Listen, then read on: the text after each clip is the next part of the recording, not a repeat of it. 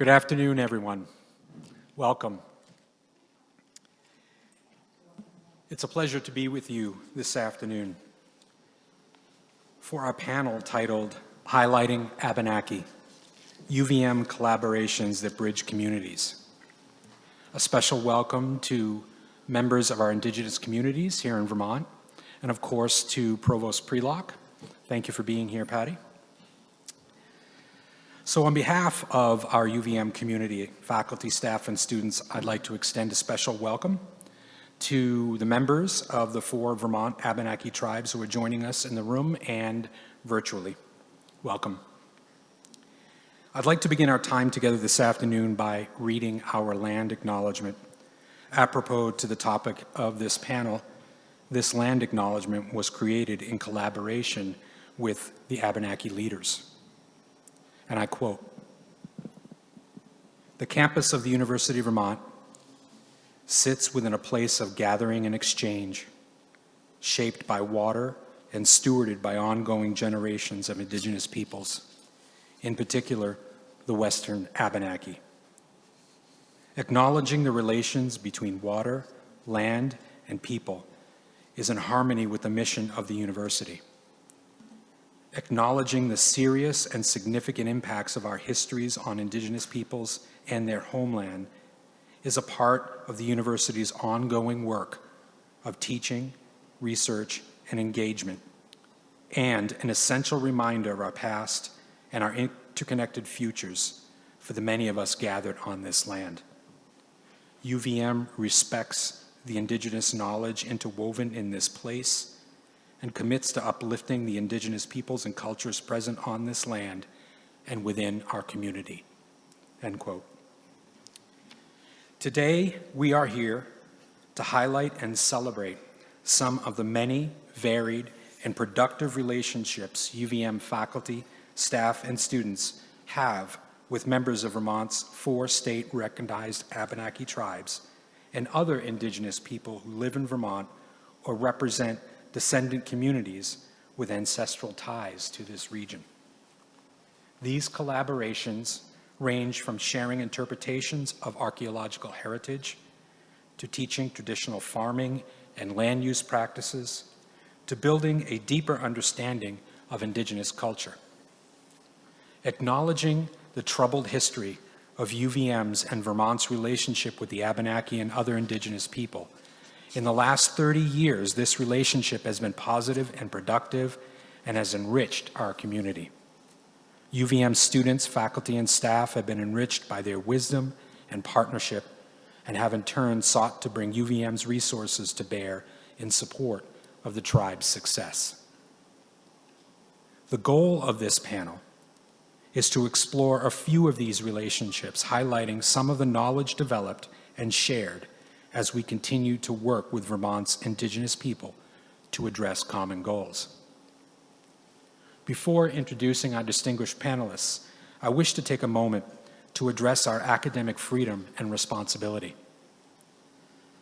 As a faculty member of this tremendous university for well over 2 decades, and as a steward of the College of Arts and Sciences, I wish to take this opportunity to remind us of the principle of academic freedom which UVM and universities throughout the world hold dear. The following is taken from the University Manual and was adopted on September 23, 1954, approved by the Board of Trustees on October 16, 1954, and then revised and adopted by the Faculty Senate on November 20, 2008, and the Board of Trustees on February 7, 2009. And I quote, "The main purpose of a university has always been, must always be, to stimulate the thinking and creative powers of its students and its faculty. As an institution, it deals in ideas, not only old and accepted ones, but new ones that may be full of explosive power. If they are explosive, they are bound to be disconcerting, even painful to some on campus and to many beyond its borders. Inevitably, they will be called dangerous by the timid and short-sighted. But to those who really believe in the fruitfulness of human thought, the real danger would appear only if the flow of such ideas should cease. For then, indeed, sterility would have taken over our campus. Our faculty would no longer deserve the name of intellectuals, and our students, regardless of degrees attained, could no longer claim to be educated. They would leave our campus accustomed only to the commonplace, satisfied with the mediocre, ignorant, or afraid of ideas which catch fire. Academic freedom is therefore not solely a right or privilege of the faculty, but is the fulfillment of the obligation on the part of the university to provide an atmosphere in which intellectual growth may take place." End quote. Now, I'd like to introduce our panelists. It's a pleasure to introduce 5 of our UVM distinguished colleagues. In order, beginning on this end of the table, Sherwood Smith, Senior Executive Director of Inclusive Excellence and Faculty Engagement in UVM's Division of Diversity, Equity, and Inclusion. To his left, John Kroc, Associate Professor of Anthropology in the College of Arts and Sciences and Director of the Consulting Archaeology Program. Chris Stepniuk, Extension Associate Professor, Rubenstein School of Environment and Natural History. Jess Rubin, Myophyto Remediation Research Technician in the Department of Plant and Soil Science in the College of Agriculture and Life Sciences. And finally, Catherine Elmer, Department of Plant and Soil Sciences in the College of Agriculture and Life Sciences and the Osher Center for Integrative Health. Each of our panelists will talk for about 10 to 15 minutes, and then we will open it up to questions from the audience and from those joining us online. Note cards are available to each one of you for submitting questions. When it comes time for questions, please jot them down on the note cards, and if they could make their way to my right, to your left, to the front, I will then be reading the questions for the panelists to respond. Thank you very much, and I look forward to wonderful discussion. Sherwood. Afternoon, everyone. My name is Sherwood Smith, as Bill said, he, him pronouns, and part of the Office of the Vice Provost for DEI here at the University of Vermont. In context, I came here in 1995 as a postdoc, and my involvement with the Abenaki started, all right, this is going to be tricky. Can you switch slides for me? Anyway. Oh. Perfect. Thank you. Let's see. Except what am I supposed to point it at becomes? No. There we go. So my involvement with the Abenaki started because there was a program here long before I came called Summer Happenings, which involved introducing Abenaki students to the university experience. The intention was hopefully to inspire students to engage in higher ed in any place or location that fit them. Some came to UVM, many did not. A lot used the community colleges of Vermont and the state university system. But it was a partnership in which we engaged in working primarily with Swanton and with Swanton High School students, bringing them to the university for an opportunity not only to engage with our campus, but to engage with the larger community of events, doing things like using the Echo and UVM boat to introduce them to science on the lake, introducing them to our engineering department's labs and the ability to create products in their 3D development space, introducing them to the botany department and our plant collections. It was also an opportunity for them to engage with our centers. At that time it was called the Alana Center, now the Mosaic Center for Students of Color. And it was also an opportunity for myself to go up to Swanton and actually meet the tribal council there and to learn about their interests, their needs, and their questions about the college experience. It went on for many years. It happened, and as you can see there, it started well before I arrived in the 1980s, 1983 to be exact, and continued up until COVID. And COVID sort of put the brakes on it, as it did many things on our campus. And also, following COVID, there were some concerns about campus environment, so it has been halted since then. I would say over those years, several hundred students went through the program. Many of them graduated from here, and it was a real opportunity. A number of the presidents, Judith Romali, for example, went up and visited the folks at Swanton, and there have been a lot of the presidents who have actually met with Jeff Benet, who was the director of that program, as well as the provosts. So it was a long-standing program, probably the longest, at least, that I know of that involved our university directly with the Abenaki here in Vermont. The other slide I want to talk about is a program that started, for some of you may have heard of what was called Blackboard Jungle. It was a program designed to provide professional development opportunities for faculty and staff at the university, but it was also an opportunity to bring a variety of different speakers.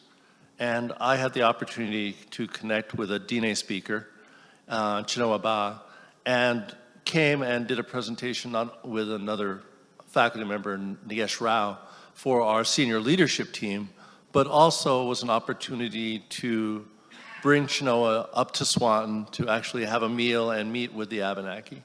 So it was another opportunity for us to connect with them and to take advantage of the resources that the university had to build connections across the U.S. with other indigenous people. Since that time, and this isn't an exhaustive list because over the years a number of different speakers have come as part of Blackboard Jungle and now the Inclusive Excellence Program who identify as indigenous. But taking that opportunity to bring a variety of different speakers to our campus to educate ourselves and as an opportunity for our local indigenous community to connect with members throughout the country. And also for our indigenous students to often meet with the speakers we brought to campus. In addition to that, our office started to sponsor an event for Indigenous Peoples Day. It started as a small event, and we've collaborated with other folks on campus at times. Our primary focus in the Office of Vice Provost has been to connect and use the resources of university and film. And one of the beautiful things about our library is that they stream. So allowing people to learn about indigenous culture and history through film, and then presenting panels that provided a more contextual opportunity to ask questions and to engage in direct conversation for the community at different times. So I've presented up there some of the different speakers and topics. And if you're at the university, these are all films that are available for streaming. If you're curious about them, if you're outside the university, I would suspect that you might be able to get them through what's called your own library's interlibrary loan if you're interested in connecting with the films. And this is a small list of the number of films that the university has related to the topic of indigenous people, but these have been opportunities for us to connect both the academic side and the Abenaki community around these issues. The last thing is an honored gift we received. In the Allen House, there's a hand-carved totem pole that was presented to the university from the Abenaki. And it was hand-carved in pine and represents the different totems that the Abenaki feel are important to their culture and history. And so if you're interested, it's on display. There's a wonderful plaque commemorating the dedication and donation to the university. So these are not, my colleagues here will be talking from a more academic standpoint, but these are personalized relationships that we've worked on throughout the years to both provide greater education in terms of our mission around recognition and acknowledgement of history, and also to expand our campus's knowledge of the different issues that have been raised for Indigenous people, both the Abenaki specifically and throughout the world in the US, as well as to acknowledge their contributions to our society over time. I'm going to stop there and pass it off. Thank you, Sherwood. I'm John Kroc, Associate Professor of Anthropology and the Director of our Consulting Archaeology program, which I'll talk a little bit about. But I thought being an archaeologist, I'd go back in time because very important, I think, to our department's relationship with Vermont Abenaki was the founder of our department, Bill Haviland. And Haviland did a lot in his time, and I'm paying him tribute here as an important mentor of mine. But he published a book called Original Vermonters. Many of you may have seen it or read it. First published in 1981. And he did this for a couple of reasons. One, there wasn't a book that told the archaeological history or the history of the indigenous people of Vermont. But in the preface, he also identifies another reason. One was that as he went around Vermont asking people about Native history, most people said there is none. There never were any Indians living in Vermont, never any Native Americans before or now. And he knew that wasn't true. And so his book set out to document the archaeological past and link it to the present. And so in that way, it was really a groundbreaking book for the general public who were not learning about Abenaki or Native history in school, and also for the Abenaki, I believe, to have a text with the formerly unwritten history, at least broad strokes, dealt with in this tome. He revised the text in 1994. We could use another revision, as I'll talk about a little bit. But in that text, he recognizes that this has changed a little bit, that Vermont is now knowledgeable of its indigenous past. But there's still some stereotypes out there, either talking about the archaeological past as being representing a more primitive society, or even talking about in public that he heard people talking about living Abenakis as lesser than. And I think the revised version did a lot to add some detail to this archaeological history, which is super important. And as I have now been here for 20 years, we've continued to add to this. We haven't rewritten Bill's book, but we could. We've added to this archaeological past, which is now we know 12,500 years old. And some of the dates have changed a bit since Haviland's book. We've refined our radiocarbon dating chronology. And we've added, UVM alone has added about 1,000 pre-contact indigenous archaeological sites to the record.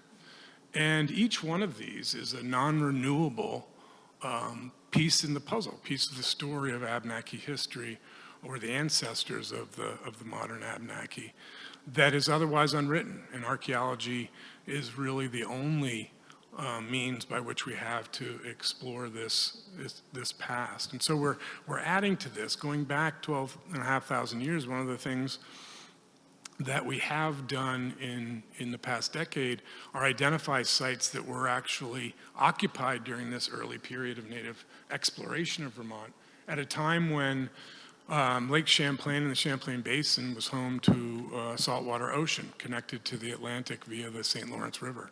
And there were seals and whales and walrus in the Champlain Sea. At the same time, Native people first came into the region. And we know this because we have sites located on the old Champlain Sea shoreline. The beach for the Champlain Sea was right around where campus is today. So if you think about that as you leave today. And so we also have record of an incredible history of adaptation, human adaptation to environmental change, post-glacial conditions changing within lifetimes of people, the saltwater ocean becoming fresh, and people adapting to this changing environment, adapting technology, adapting settlement patterns, all reflected in the archaeological record of Indigenous people in Vermont. And we've had great fortune to work on some of these sites that detail a repeated occupation of the same place. And I'm not talking the same general place, I'm talking about the square meter on a river where people have come over thousands of years to fish, to camp, to hunt. And we have record of that through archaeology.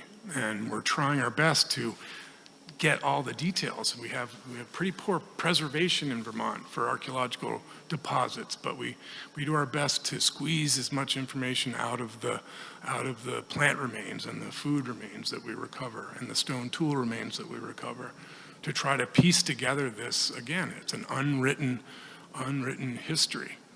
And every one of these sites is non-renewable. Once it's gone forever.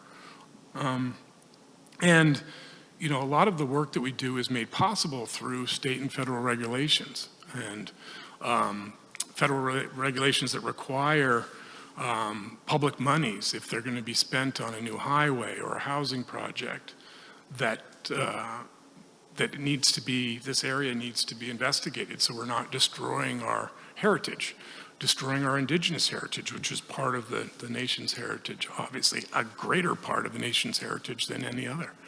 And this work enables us to do also work here in Vermont under state laws like Act 250 in advance of commercial developments that have generated a lot of information about the past. And it's somewhat ironic given that a lot of the communication and regulation around Native Americans, whether it's recognition or the implementation of these regulatory laws, is coming from the sort of settler colonial government when the descendant communities are descended from people here obviously long before.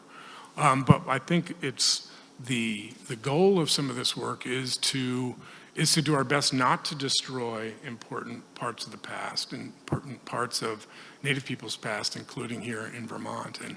And we're doing the best we can, I think, to collaborate with Native people. Back before Haviland's time, and Haviland's book really helped, I think, mend some fences that had been, sort of heal some wounds that had really started with archaeologists of the past who were focused on sites, ceremonial sites or sacred sites like cemeteries for the information that they held without care necessarily for Native traditional beliefs. And archaeologists today are a lot more sensitive to this, and through collaboration we become more empathetic and we learn more. And I've certainly learned a lot interacting with Vermont Abenaki over my time here. And one early in my career, an experience I had was up in Swanton on the Missisquoi, where a house excavation had disturbed a cemetery site. And human remains were found in the back dirt of this house foundation, mounds of dirt covered with fragments of human remains. And up to that time, there was a little bit of, I'd say, maybe a little tense relationship between Abenaki and archaeologists. But we went up and we volunteered, our students volunteered. And this took weeks to sift through all of the back dirt of a house foundation with screens, with quarter-inch mesh screens, and pick out every little fragment. And then our faculty in the Department of Anthropology volunteered also to identify the number of individuals that were present there. And they were ultimately reburied. But working alongside then the Missisquoi Abenaki community was really instructive, educational for me, and it was a powerful experience, and one that I keep with me today that informs what we do, and remembering that we're not just focused on objects, but that we're reconstructing the past of people, and their descendants are still here. Thank you. Chris, I'll tee up your slides.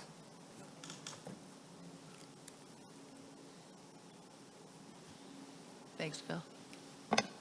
Hi, everyone. My name is Chris Stepanuk. I'm an Extension Associate Professor in the Rubenstein School of Environment and Natural Resources, and I have a split appointment with the College of Agriculture and Life Sciences. I've been privileged to work with and learn from Indigenous people beginning about 20 years ago. To me, it's been both a journey of personal learning as well as an effort to bring Indigenous knowledge to others. I see my role as one in which I have both position and responsibility to uplift and help to amplify the voices of Abenaki and other Indigenous people. I've worked with Indigenous people with Salish Kootenai College, the College of Menominee Nation, Dene College, and also with high school teachers who worked with Menominee Nation and Oneida Nations in Wisconsin, Montana, and New Mexico, are those various places. So when I took my position with the University of Vermont in 2015, I wanted to continue to partner with and amplify the voices of Indigenous people here in Vermont and the Lake Champlain Basin. So my work relates to the lake just down the hill from here that is known to the Abenaki as Bidabak. That means the waters between, and that's the lands where the Abenaki have traditionally been here for more than 10,000 years, I guess 12,500 by archaeological record, including till today. And that water is between the lands where the Mohawk live on the western shores of that lake. You might know Bidabak as Lake Champlain. In my role here at UVM, I work on issues that relate to water as an extension faculty member. So my research and outreach are often outwards, reaching beyond the walls of the university campus. My work extends into communities and it influences watershed professionals and businesses, municipalities, and members of the public, in addition to reaching both undergraduate and graduate students here on campus.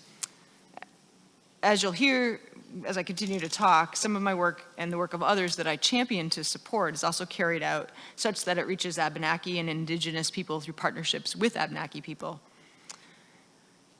In my role here at UVM, I also serve as extension leader and associate director of a program that's called Lake Champlain Sea Grant. It's a federally funded program that operates in partnership with state and local organizations.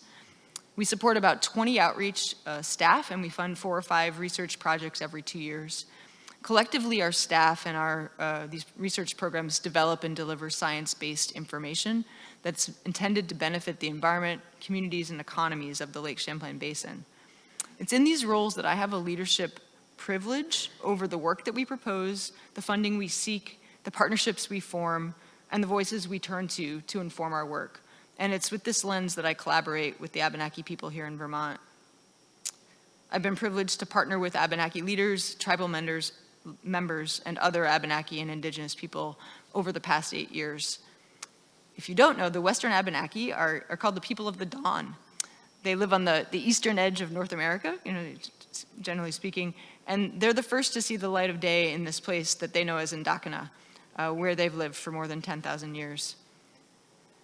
My relationship with the Abenaki began when I was teaching a course called Water as a Natural Resource to UVM undergraduates a number of years ago. I wanted to incorporate Indigenous perspectives in the course, and I did this through readings and by inviting guest speakers to present. Credit to my colleague, Ashley Eaton, who had created a podcast with Don Stevens, who's chief of the Nalhegan Band of the Coosac Abenaki Nation. She introduced me to Chief Don, and I invited him to speak in my class to share his perspectives on water, including some creation stories that he shares about the creation of Lake Champlain and the basin, as well as Champ. And from there, our relationship developed over time. Not too long after he spoke in my class, Ashley and I were developing a series of public trips on the research vessel, the Melosira. We had the idea to offer a trip called Stories of the Lake. And one of the parts of the stories that we wanted to talk about, in addition to geologic history and naval history of the lake, was Abenaki and Indigenous stories. And so we invited Chief Don to share the stories that he had shared with us in my class about the creation of Lake Champlain and the basin and Champ. And at the time, we couldn't afford to hire him into a staff position so he could come out on every single public trip, nor did he have time to join us because he had a full-time job. So the three of us spent some time thinking about how we might incorporate his and other Indigenous voices into future public trips after the first one where he came live and shared those stories.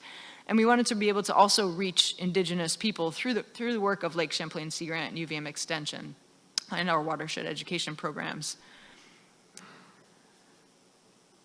So thanks to the efforts of our then Dean, Nancy Matthews, we were awarded a financial gift from an anonymous donor who wanted us to focus our work to reach Indigenous people and to benefit Indigenous people. And so Chief Don and Ashley and I ultimately settled on developing a short film. Initially, that was only going to be to share the creation stories that he had shared in my class and in the public trips.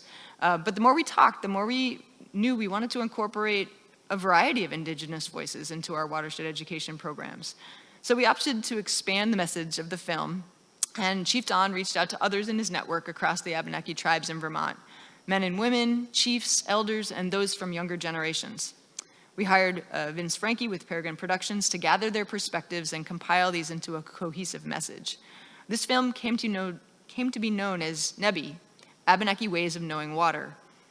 And I think these are just cycling through as that's what they're supposed to be doing.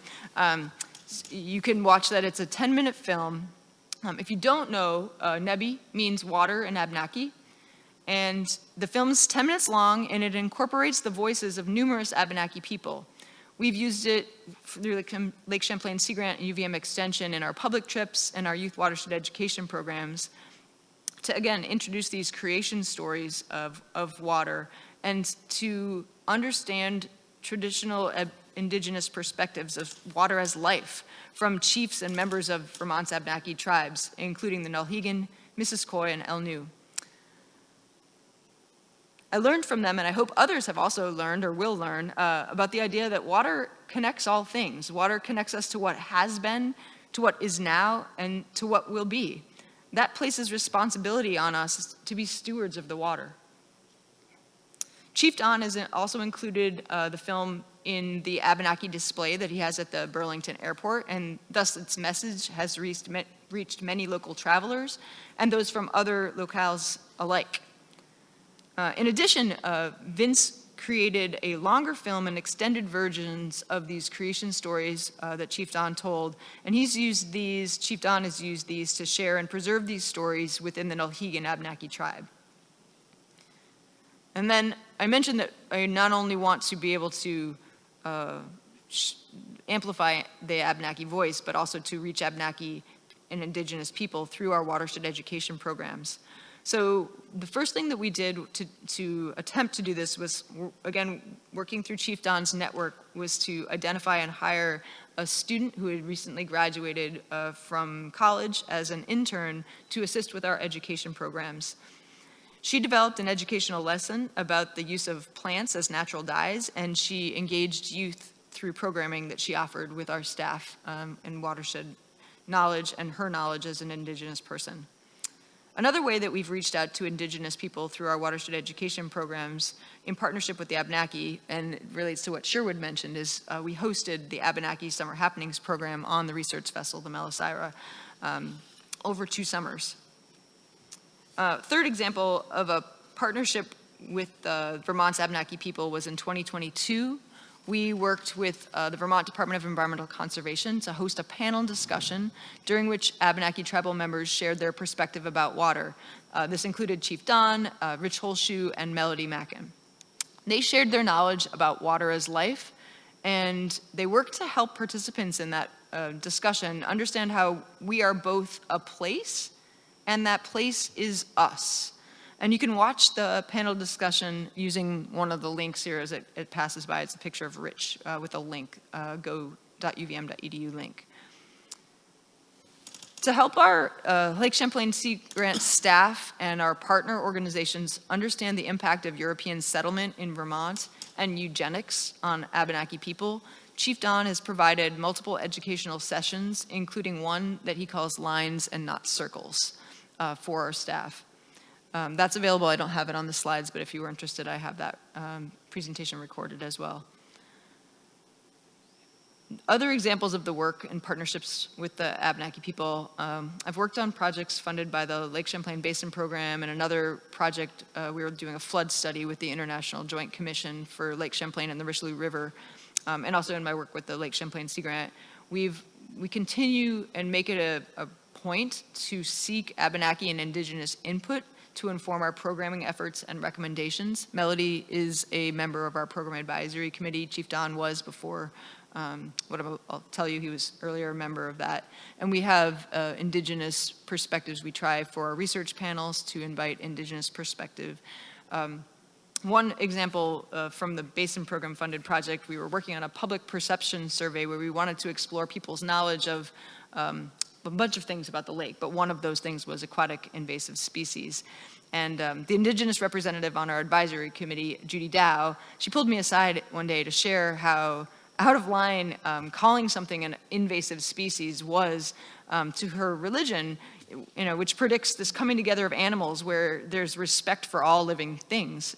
She asked us to consider, who are we to decide what's invasive and why wouldn't we respect all living things that are here and that have come to this place and steward those rather than calling them invasive and trying to do something about it. I recently shared Judy's thoughts with a graduate student who I'm working with on aquatic nuisance species project, and Judy was kind enough to share the story of the 7 fires directly with my graduate student, Tess, and also to meet with Tess to help her understand this belief and how this is impacting kind of the way that we work today with Western science and how that is opposed to Indigenous religion. And so Tess, the graduate student, is working to incorporate this perspective into her thesis. Another example of something that Judy taught me during that same advisory panel relates to road salt, which is a project topic that I work on. And while I was explaining all the negatives about salt pollution alongside roads to the environment, to waters and whatnot, Judy explained to me that sweetgrass grows particularly well in saline conditions, like used to exist, as John told us, when there was a saltwater sea here. And so where they find the best sweetgrass is actually in places where there might be the most road salt running off to make the conditions best for that sweetgrass. So new perspectives to think of. I've also been privileged to be able to direct support towards development of outreach materials that share Abenaki ways of knowing and build recognition that Abenaki people have lived here in what we now call Vermont for thousands of years, and that Indigenous people continue to live here and are stewards of the waters in the natural world. For instance, one of the things that's been showing behind me, in addition to creating NEBI, we developed a series of what we call Little Lake lessons that are about 2-minute lessons that our staff and interns teach to cyclists out on the causeway at the break point where they're captive. They have to hear us. And one of the things Ashley Eaton, again, developed was a lesson about helping people know about Indigenous people. She talks about Bidabak, the Abenaki name again for Lake Champlain, encouraging people to watch the film Nebi, and to teach cyclists about how to know the Indigenous people of the place that they come from, which you can see up there. Ashley also developed a video where she's sharing the natural history of the basin, and because we were talking about when the ice age was here and when the ice sheet started to retreat 20,000, 13,000 years, 11,000 years ago, we actually made a conscientious choice to show the Indigenous people and the approximate place where they were in this kind of northeastern part of the US, not that it was the US then, and southeastern Canada, which it also was not. But trying to, again, amplify that this is home to the Western Abenaki, and it used to be home to the Mohicans, who have been pushed west to now Wisconsin, and also the Mohawks. Most recently, I've been privileged to be able to initially partner with Shelburne Farms, and now with Abenaki Helping Abenaki, to co-fund an Indigenous educator position through Lake Champlain Sea Grant. Chief Don Stevens serves in this role, and he provides a variety of watershed education programs to bring Indigenous knowledge to public audiences.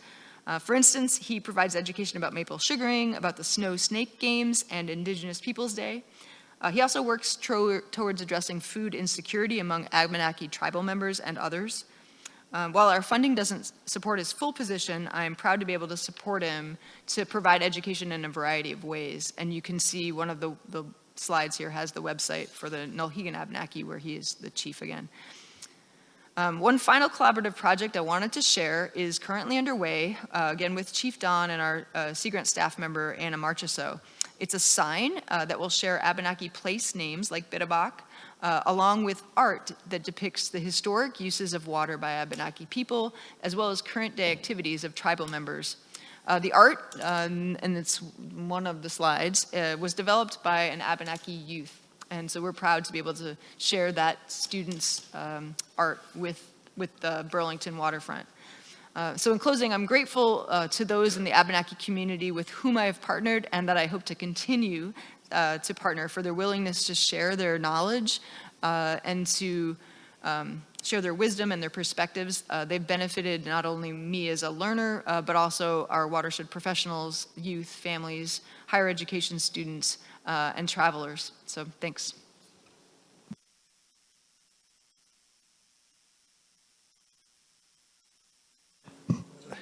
That's okay. As a reminder, if you have questions, jot them down on the cards and pass them that way and to the front. Thank you.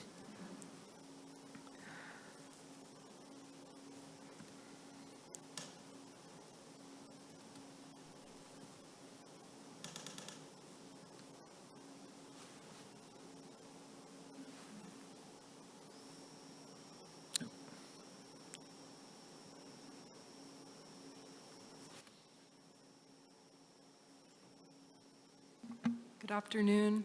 Thank you, Bill Falls, for hosting this panel, and to my fellow panelists and everyone for being here.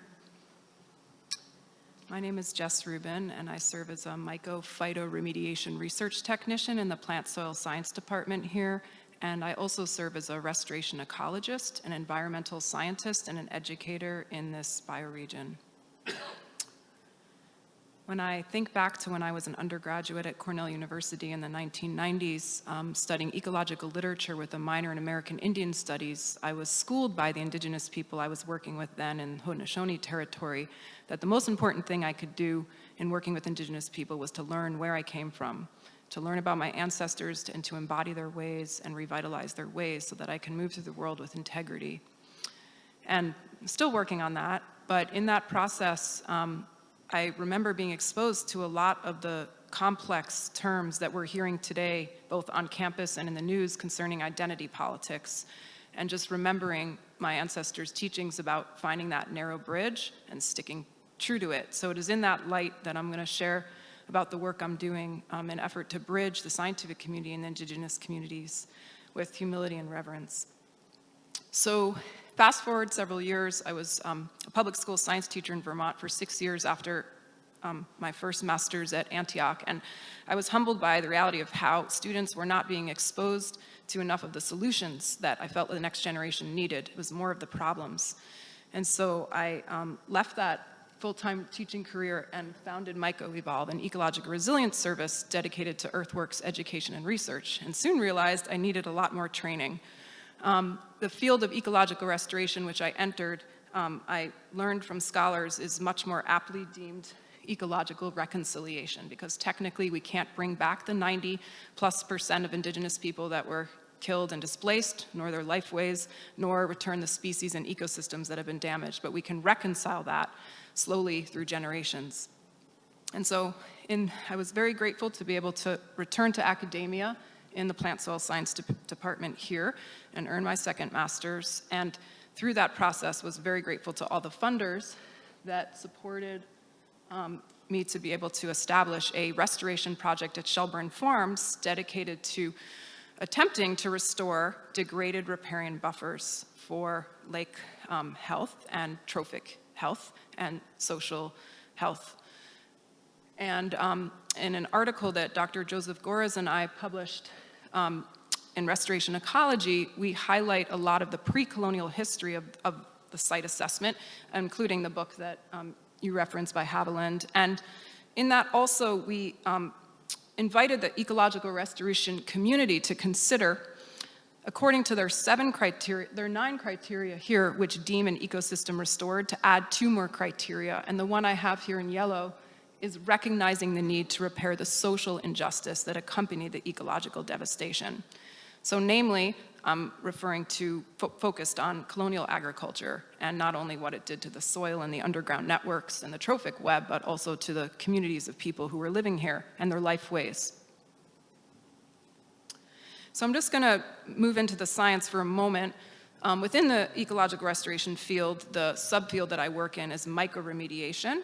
And the toxin, so to speak, that I focus on is the macronutrient phosphorus, which can be a toxin when in excess in water bodies, creating eutrophication and resulting in cyanobacteria blooms. And so I had learned that a category of fungi can mine soil and expedite the movement of phosphorus from soil and from water into plants. And when I learned about that, I was wondering, why is no one applying this in a watershed that's suffering from 41% of base load phosphorus going into the lake? And so was grateful to dig into the research, and we found many case studies, mesocosm field and greenhouse, that demonstrated the efficacy of this eco-technology, if you will. So I'm just going to break down this term here, mycophytoremediation. So mycoremediation is the effort to clean up toxins working with fungi. And of the many categories of fungi, we work with mycorrhizae fungi. And you can see this picture here. This is an arbuscle. And this is an organelle inside a plant root.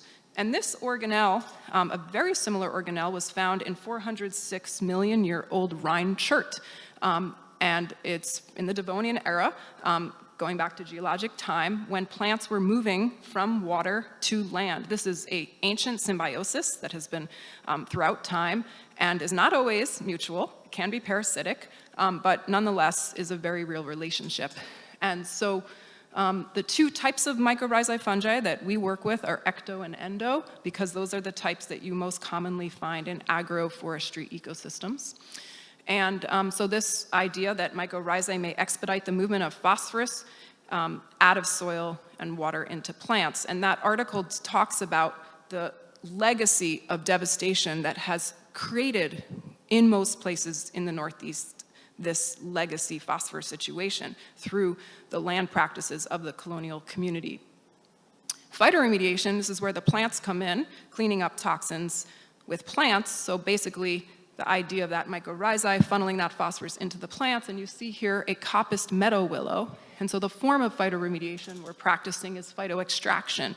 So we were able to identify through various mesocosm studies that in mid-August is when plants have the maximum phosphorus in their above-ground plant body. So if you harvest it then, you're physically removing the phosphorus from the landscape. If you don't harvest it, it will go right back into the soil and the water in the fall. And so the 4 objectives of the study were mitigate phosphorus, enhance pollinator habitat, which I won't get into, but that's because we're living in the 6th grade extinction, facilitate land access to the Abenaki, and grow eco-literacy. And so as I was getting overwhelmed as an undergrad by just the metrics of phosphorus and chemistry and science, I kept having this question come into my mind.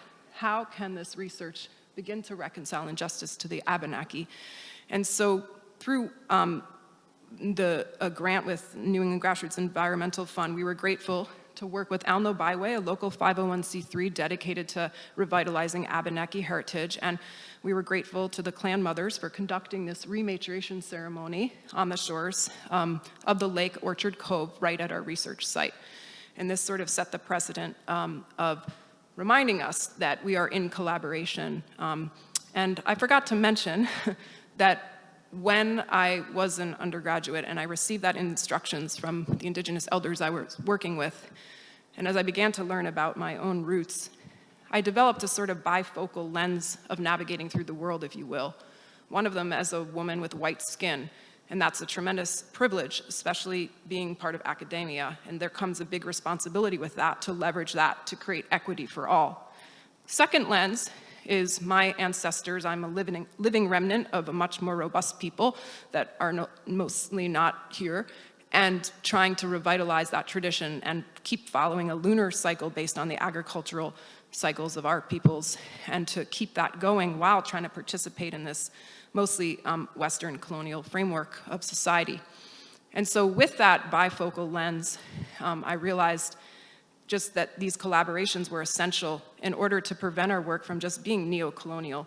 And my former mentors used to say, it doesn't matter how great your ecological ideas are, it's based on the quality of your relationships.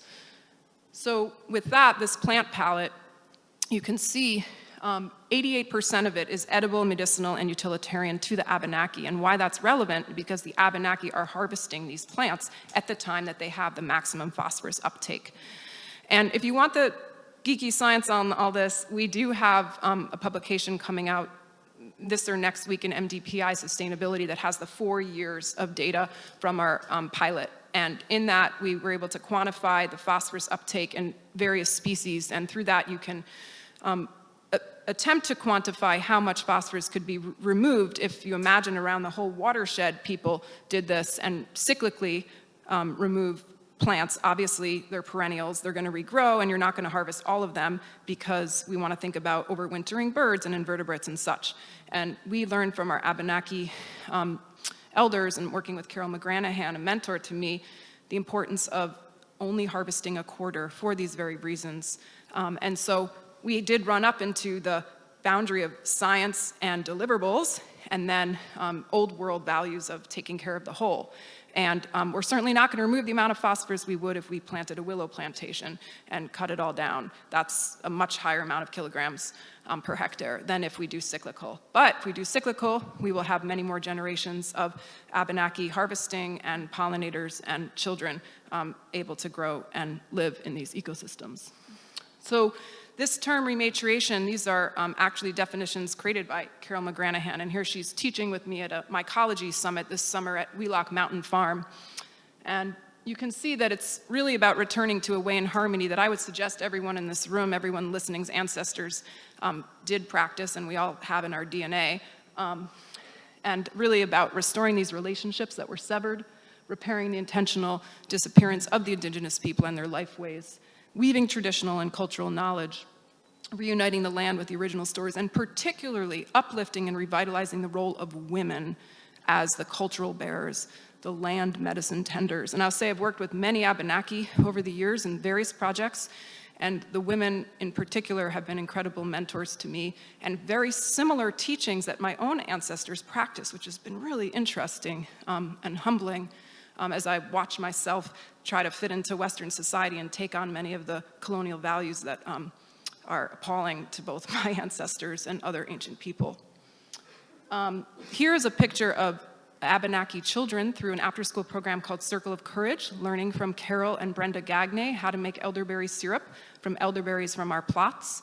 Fun scientific fact, out of all the plants we harvested, elderberry removes the most phosphorus, over 3,000 milligrams per kilogram. Super neat to know. And we're super grateful that these education programs are going to continue. These 5 principles continue to be a handrail for me as I navigate the colonial frameworks of grant deadlines and statistics and linear time. And just remembering that if we are going to create inclusive teams, we are going to question invasive species, which we are currently removing for restoring these degraded ecosystems. How do we balance those worlds and fulfill deliverables and at the same time maintain relationships and live in a good way? And it's certainly a narrow bridge. This is a sign that one of our interns, Luca Kolba, created. We're grateful. We also collaborate with Don Stevens and Vera Longto of the Abenaki Artists Association, and Shelburne Farms does have, I think thanks to some of the work you've done, Chris, a long-standing commitment and relationship to, after our lifetime, these research plots being Abenaki harvest ways in perpetuity. And so I'm grateful to just mention that MycoEvolve, and thanks to the help of UVM Extension and the Lintelock Foundation, are going to now triple this project. The pilot is officially done, and we're going to be using endemic mycorrhizae. And you can see this plant palette is way more robust, thanks to Carol McGranahan, who's helped co-craft this. It now is 98% edible, medicinal, and utilitarian to the Abenaki, including species such as tobacco and sweetgrass, which we will quantify their phosphorus uptake. And that will be a neat new learning for us. And I just want to also reference that in 3 years, we are expected to deliver to the state a guide for best management practices for forested riparian buffers. We know it will include collaborating with Indigenous people in plant palette design and installation and harvesting. We also know that these coppicing strategies are effective. What we don't know is whether endemic mycorrhizae will be part of that. And this summer, Carol McGranahan is going to be at Shelburne Farms guiding education classes for Abenaki, how to harvest these indigenous plants from the sites and how to process the medicine, and hoping we can create a curriculum that can be shared for various Abenaki students and for others as well to be aware of this. We see this as a model that can be replicated, not just for indigenous people, but for all marginalized people in terms of reclaiming the commons, if you will, but obviously starting at base level first. So I just want to end with noting that we are at a land-grant university that has a very troubling history, and it's with humility that I offer this question, something I think about every day, individually and collectively, as community members. What opportunities do we have to facilitate reparations as members of a land-grant university? So thank you so much.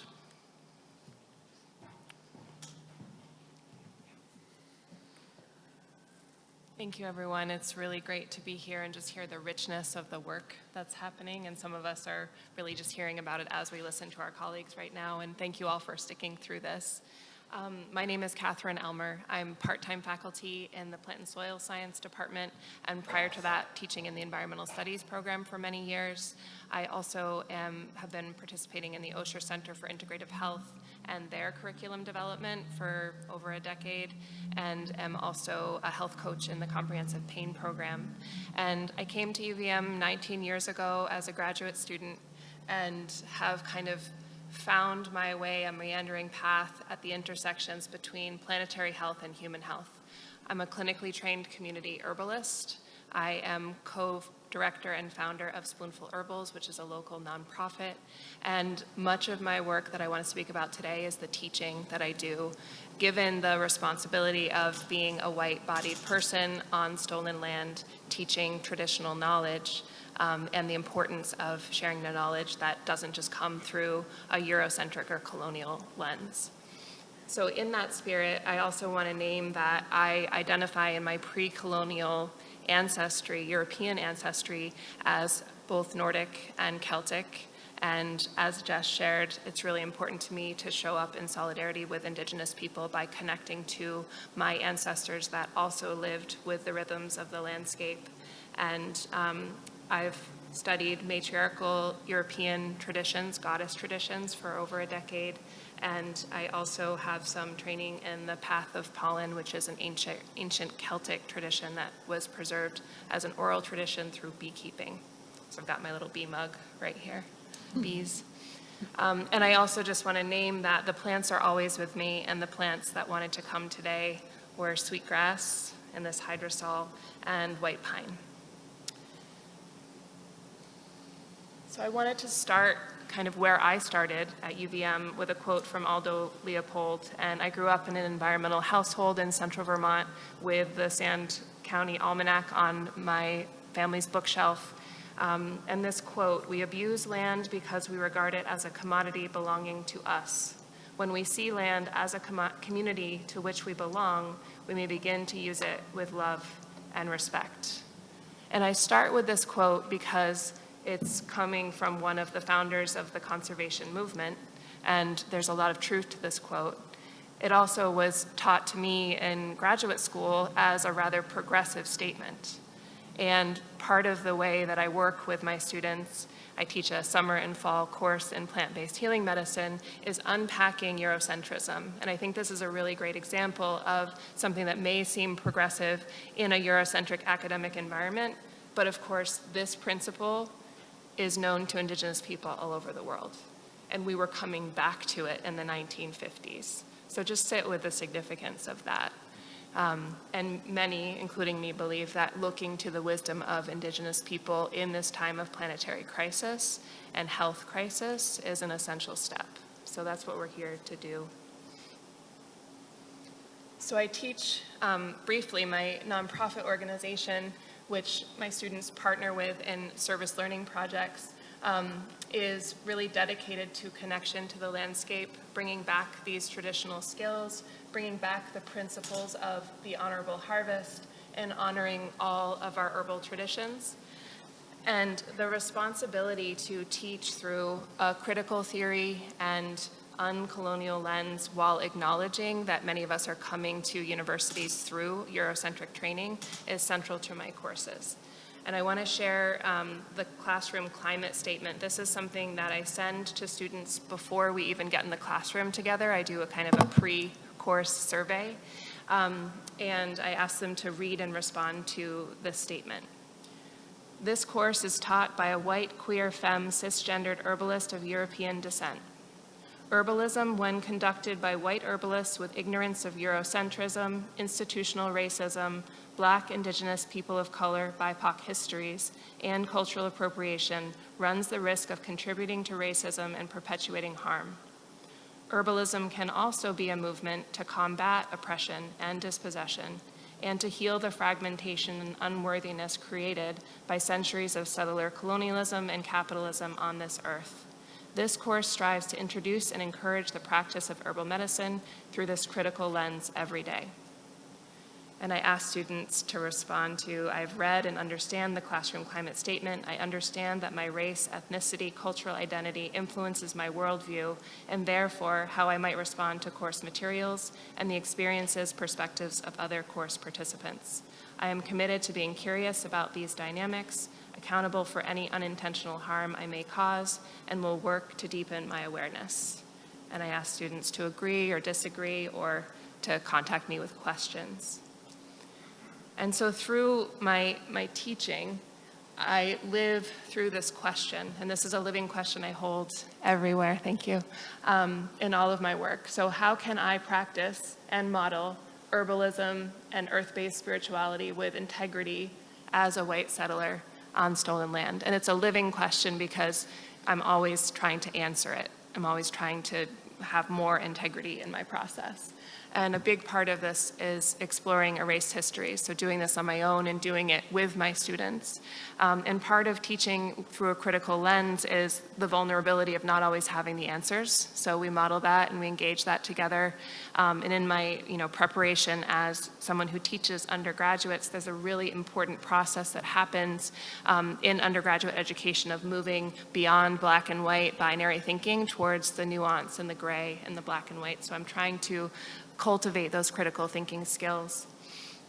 For example, one of the pieces of erased history that we engage with when we're exploring the history of medicinal plants of Indigenous people is acknowledging, and this may not be history that any of you have heard before because I didn't hear it until I was seeking to teach it in my classes. So in 1830 and 1887 in the United States, there was a number of laws that were passed nationally that made it illegal for Indigenous people to practice their religion, to have artifacts to practice their religion, and even to access their sacred lands. And it wasn't until 1978 that Jimmy Carter passed the American Indian Religious Freedom Act. So pause for a moment and think about what was happening, even just the 1960s and the 1970s. This was just before I was born. I was born in 1981. There were a whole lot of white people who were practicing and returning to these Indigenous practices for nearly 20 years before Indigenous people were able to do that. And I asked students to actually feel in their bodies, what would that be like to know that because you don't have this privilege, you can't practice your own culture, yet you're watching other people try to do that. Coming back to these erased histories and feeling the impact of that is so important. So a huge lens through my work is acknowledging my privilege, being here today, speaking on behalf of some of my Abenaki partners and speaking about the value of my partnerships with them is really important to me. And both participating in community reparations and solidarity efforts. So some of the service projects I'm going to share with you are examples of those, including working with Jess and some of the work that she's doing in community. And service learning, if you're not familiar with it, is an academically engaged service component. I try to teach students about the difference between charity and solidarity. It's a really important distinction. And their service projects are integrated into their course experiences so that it's more than, it's deep experiential learning. So they're learning about the course concepts as they're engaging in these experiential projects in the community. So one of the partners that we work with is Abenaki. It's located here in Burlington, Vermont on the former Ethan Allen homestead. And I resonate a lot with Jess's approach of rematriation and looking at ecological and community stewardship and partnering with the folks that hold the plant wisdom and are working close to the earth, the traditional land and culture tenders. And many of them are women who are elders, two-spirit folks, a few emotionally intelligent and gentle men, but not the folks that you would think are the authority or, you know, sort of the well-spoken researchers, scientists. We have that in the class as well. You're still having a hard time hearing me? Okay. Thank you for letting me know about that. So we have been partnering with a few of the gardeners at Abenaki.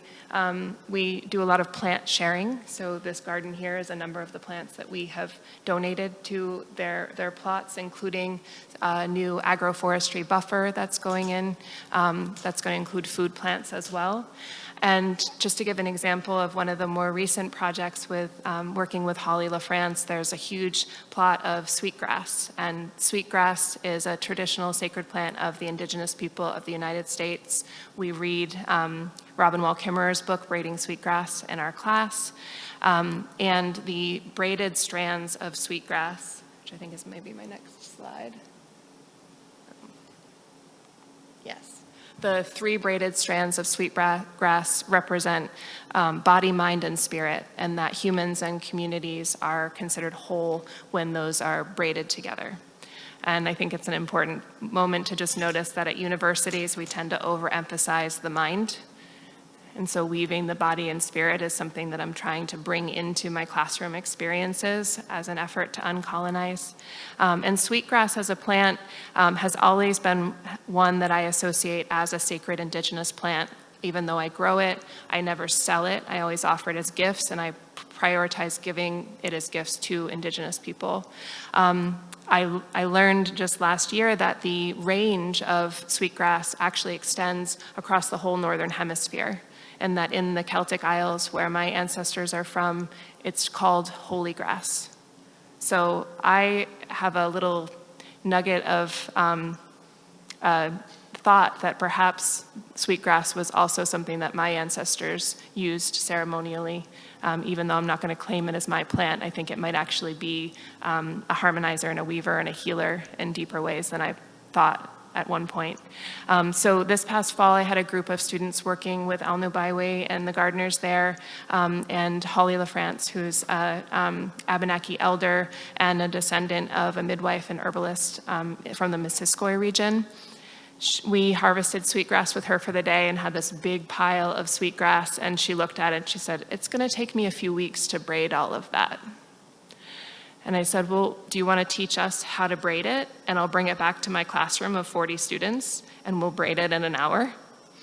And that's what we did. So we braided it, and I delivered those braids back to her. And she allowed us to keep some of the braids because I give it in a class kit for students to interact with plants throughout the course. So the students in the summer and fall will get sweetgrass braids from Abenaki that the students braided. So that's an example of one of the projects. I also, for many years, was using ethnobotany resources from Dr. Fred Wiseman, who has built a career around Abenaki ethnobotany and has become a controversial figure because his claims to Abenaki heritage, he has since relinquished his claims to Abenaki heritage, and there are folks who, in Vermont, who are white, who for various reasons have been posing as Abenaki, and that's a problem. So one of my students shared this resource with me, who is an Odanak, Quebec ethnobotanist who shares about medicinal plants. There he is teaching about the white pine, Pin Blanc. And this is now the resource that I share with my students to learn about Abenaki ethnobotany.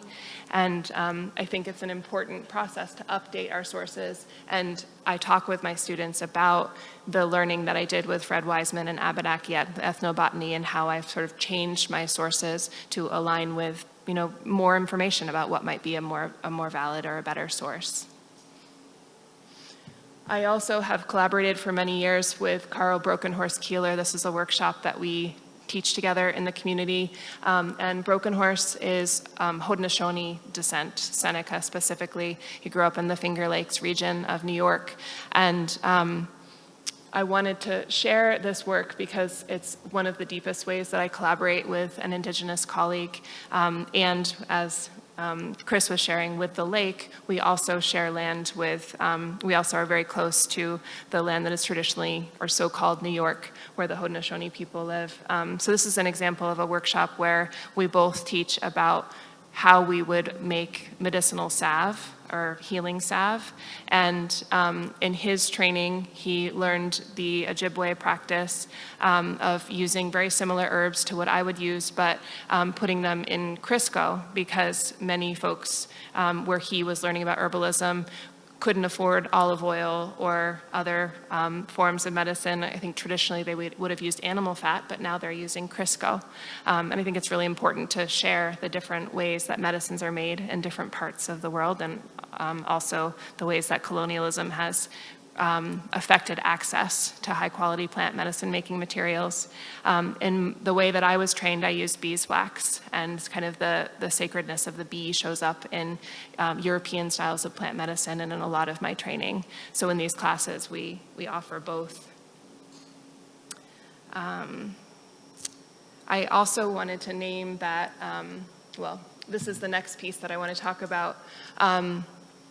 So the class that is coming up is actually not working with juniors and seniors at UVM, but working with first-year students and working through the UVM program and partnering with the Outdoor Experience program on a program called Healing Ecology. So we'll be spending 2 days together before classes start. One of those days will be at the former Ethan Allen homestead, working with Alnobaiwe and learning about the medicinal plants. And then the second day being at Shelburne Farms and working with Jess and her team on their restoration project and learning about that through the lens of the first year book, which is a lot about human nature connection and tea making, and really introducing students to Indigenous teachers and mentors, recognizing that if I am trained through a Eurocentric lens, that I'm often teaching from it, even if I'm trying not to.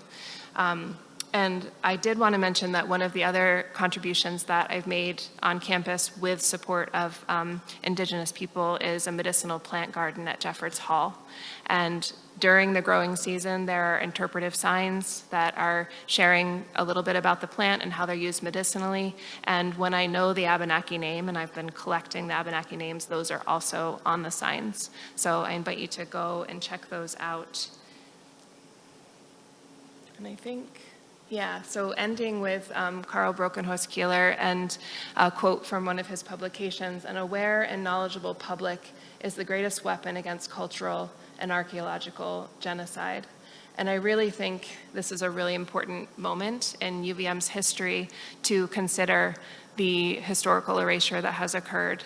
And I think some of the controversy that has come up on this campus is a lack of understanding about the unique impacts of colonialism basically created by this border. And a modern example of this issue, one of the fundraisers that I did for Alnobaiwe was to support some bridge building between the Vermont Abenaki and Odanak, and having a conversation in council with an Abenaki elder, or with an Odanak Abenaki elder. And my understanding was that they were not able to bring this Abenaki elder to Vermont because the federal funding that they had made it impossible for them to hire a non-American citizen. So this colonial border that we created was preventing a healing conversation from happening. So we were able to raise a small amount of money to support that. I'm not sure if they were able to make that happen, but we didn't have those federal strings attached. And I think it's a sort of minor example of this larger issue of we want to move beyond borders, and I support that we need to have voices from the whole Abenaki region in how we're working with the land. But we also need to acknowledge that a border has been in place for centuries, and the way folks were treated on different sides of the border were different and led to different impacts. And if folks were not allowed to practice their culture in the United States until 1978, then we shouldn't be pointing fingers and saying that they aren't Abenaki enough. That's my personal opinion. So thank you all. Thank you. Please join me in thanking our panelists.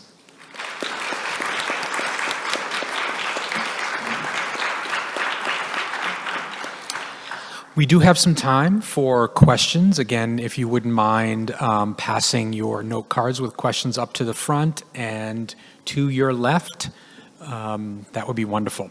While we're collecting those, maybe I'll turn to the panelists and ask a question.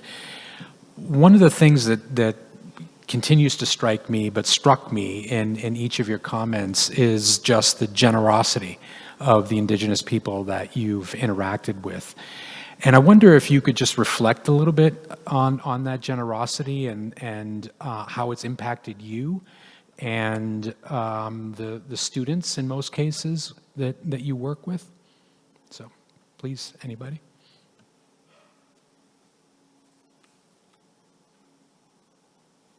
Go for it. So I would say that every single interaction that I have with Abenaki people or other Indigenous people, I am learning something. And so it feels very extractionist and very colonialist to be present in those relationships, because I come into these spaces knowing nothing.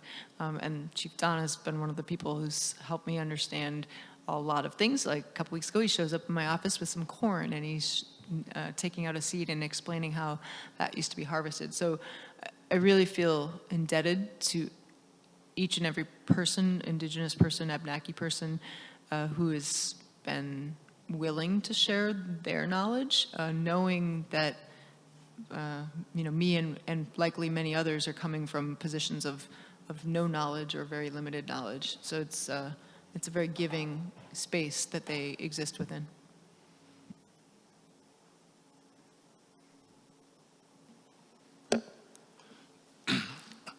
I think for me, excuse me, the piece that Bill mentioned is both humbling and reminding me of humility, in the sense that so much has been taken, and even as an African American, acknowledging the history of the Buffalo Soldiers and the impact on Indigenous people by my own people, but that all of the Abenaki I have worked with have been so gracious, so kind, so giving of their time, their energy, so willing to trust where trust is not necessarily historically justified. So a willingness to commit to building those relationships personally and in a larger setting has been something that I've felt deeply moved and very humbled to have to accept and not always feel like I'm capable of repaying in the same ways. Yeah, I would agree with what my colleagues have shared, and it's also my practice whenever we're collaborating with an Indigenous person, especially if they're coming to campus, to compensate them. And I have to say, as a part-time faculty member, it can be sometimes hard to find the teaching budget to do that. I really want to honor the Rubenstein School after many years of my pressure that they've actually created a fund specifically for BIPOC guest speakers and community teachers. And then of course I changed into plant and soil science. I don't have access to that anymore, but I tell other people about it. And I think one of the blessings of being a plant person and having this other currency to operate within is how much sharing happens of seeds and plants and medicines. One of my colleagues at Alno Byway had harvested a bunch of reishi mushroom, which is a native shelf mushroom in our woods, but he didn't know how to make the medicine out of it. So we ended up collaborating to make the medicine. We donated the alcohol, and that was actually what we used to sell in community to raise funds, which was the donation that we gave last fall to Al Nobaiwi. So lots of creativity and exchange and inspiration that comes from having this common language that we're developing together. Yeah, I would agree with everything I've heard here and add that in addition to the many plants that I've been gifted and still am being gifted and the wisdom, come a lot of stories that actually have values. And so I'd say a lot of like moral, ethical training has been offered freely. And then I will just say like some really honest, hard things have also been offered. Just the reality of some of the colonial energetics that I'm channeling and traveling have gotten challenging to be received on their end. Certain Abenaki community members have communicated that, and it's been a really important mirror and not always pleasant to receive, but a good bit of information to remember and recognize that piece as well. And also being able to hear about the reality and the struggles in a way that's honest and kind of moves one to action. So I'm very grateful for those relationships, the generosity of time. And I will say that many Abenaki have put themselves in very vulnerable places in order to share. And like I would say putting themselves and their families at risk, particularly now with the climate. And to already be marginalized and on the edge, and then to do that is a tremendous amount of generosity and love. That's definitely something to aspire to. Thank you. Question for Professor Kroc. So you said that in 1981, Professor Havlin noted that there was sort of a lack of understanding from Vermonters at the time that there were Native peoples in Vermont. Did he speak to sort of any hypothesis of why Vermonters were sort of ignorant of the presence of Native peoples for tens of thousands of years? I don't know that he talks about that directly. I think it was sort of an assumption that grew out of a lack of public identity for Abenaki people for some obvious reasons, for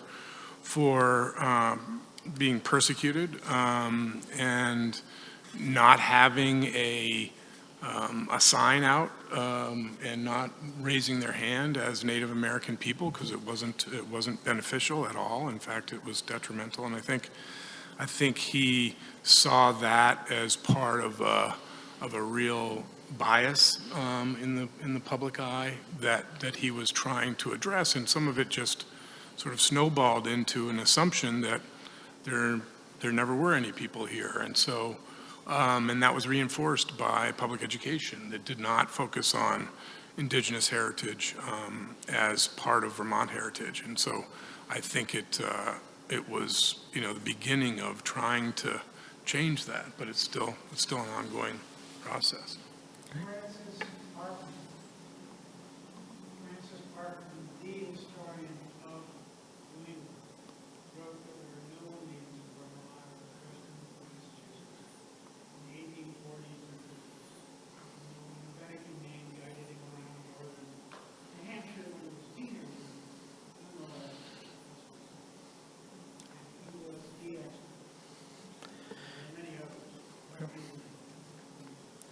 So I guess a question for the panel. We've heard a few times reference to sort of the current climate. And I wonder if you could just comment briefly on sort of how we see this current climate vis-a-vis the Vermont Abenaki impacting your work. I know, Sherwood, you mentioned that directly with respect to summer happenings. Are there others? I mean, I think for me, I feel a responsibility to engage directly with the controversy in my classrooms, and I do that through modeling my constantly evolving position while also creating space for other positions in my classroom.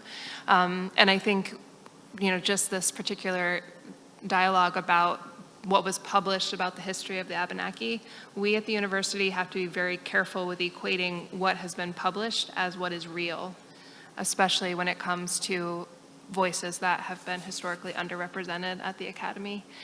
So that's something that is also true in the field of herbalism and herbal medicine, and acknowledging the value of oral traditions, which, historically in my academic training, like anecdotal evidence is considered not valid. So we unpack that. We talk about the validity of many ways of knowing, with science and academic research being one of many ways of knowing. So I think the impact that I'm feeling in my classroom is a responsibility to engage and talk about it, and give students some tools for critical thinking around it. And I think I'm also, just as someone who partners with the Abenaki and someone who has grown up and spent my life here in Vermont working close to the land, it's troubling to me to see the impact, particularly in the disinvestment of many predominant Vermont organizations. The Vermont Land Trust no longer allowing Abenaki to harvest on the land in response to some of the research that's being put out there in the media. So I'm really grateful to have this conversation, to bring a more balanced perspective, and to acknowledge that we know that the Abenaki are in Vermont right now. I would echo everything I've heard. I'm going to add 3 lenses of how I would answer that question. As a researcher, it has affected my work because there have been some microaggressions when I've shared my research in certain communities at UVM, having to defend people's authenticity. And that's challenging to navigate, and has made me less likely to want to share about some of the research we're doing in certain niches of this academic community. It has doubled down my solidarity and desire to help educate and learn, because I'm always learning about the nuances involved. As Catherine mentioned earlier, if there are a few people who have taken on an identity that's not theirs, and then people are saying this is across the board, and we're seeing another wave of colonization happening.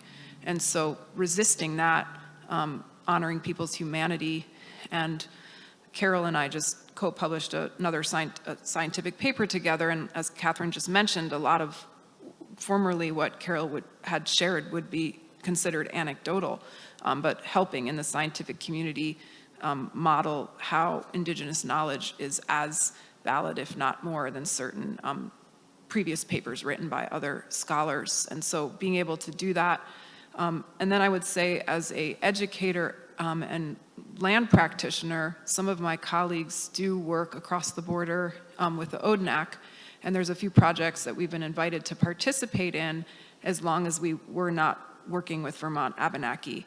And it's been very challenging to hold the stake in the ground and say, these are our partners, and it's either with our partners or not, or to choose to be part of it and then ease the tension over time, because obviously this is a watershed issue we're addressing. It's not confined by borders. And so ultimately, everyone needs to work together.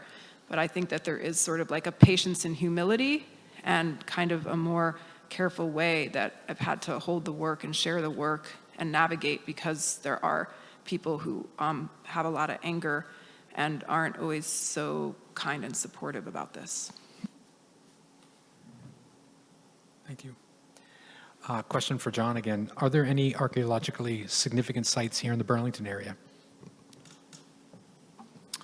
Yes, there are. There are many, and some of them are associated directly with the Winooski River and the Intervale, for example, and many drainages that contribute to Lake Champlain and in and around Burlington. I think we're up to something like, in Chittenden County, there are 1,500 sites, something like that, with some of those being more recent, but the majority are attributed to Native American people.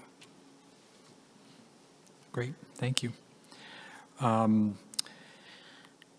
Questions about, I know this was just addressed by Jess, but any experiences the panelists may have of working across the border that Catherine said is sort of, colonial and artificial and is preventing a lot of wonderful collaborations. But any other opportunities that have existed of working across the U.S.-Canadian border? So I'd mentioned I worked as part of the Lake Champlain-Richelieu River flood study with the International Joint Commission was sponsoring that on behalf of the governments of Canada and the U.S. And so in that flood study, we sought to share information about the proposed recommendations for minimizing future impacts of flooding around the shoreline of Lake Champlain and along the Richelieu River, to which Lake Champlain drains. So we sought input and shared the recommendations with Indigenous people on both sides of the border. So that happened separately in conversations with the two, or however many, the two sides, if you will, of the border. So. Great, thank you. Can I share one little thing? Oh, please, go ahead. One of our colleagues works closely with the Abenaki, and we have talked about in the coming year coming together with people on this side and that side and joint projects around the watershed, and it looks like that collaboration is very possible. Great. And one final question, it seems, and this is not a question for the panelists, but maybe a question for a dean or perhaps a provost, but I'll give it a shot. The question was, we're placing this emphasis here with this panel on the collaborations between UVM and our Indigenous community. What efforts is the university taking to sort of bring more Indigenous voices to campus? And I think it's a fantastic question, and one that I know through Provost Prelock's leadership and efforts of my own to see how we can work with our academic departments, our faculty, and our students to think about ways in which we can bring Indigenous scholars both here to campus to speak in forums like this, but also perhaps to be members of our academic community, to teach, to advise, and to do scholarship. So it's an ongoing project and one that we're committed to. So I guess for that, stay tuned. But again, let me thank you all for being here. Again, thank our panelists for their wonderful presentations. And that's great. Thank you.